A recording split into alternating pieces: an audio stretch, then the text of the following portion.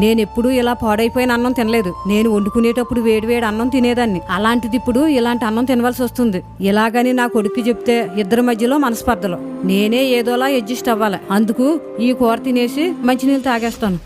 ఇదేంటి మా అమ్మ ఇప్పుడు ఫోన్ చేస్తుంది? ఈ టైంలో ఎప్పుడు చేయదు కదా. హలో అమ్మా, ఏం చేస్తున్నావు? ఏముందమ్మా, ఇప్పుడే వంట చేసి కూర్చున్నాను. అవునా, నువ్వు వంట చేయడం ఏంటి? వదినేం చేస్తుంది?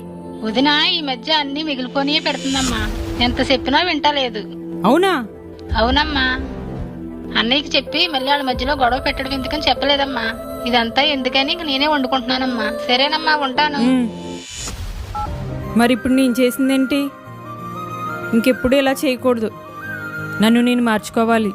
అత్తైనా అమ్మైనా ఒకేలా చూసుకోవాలి.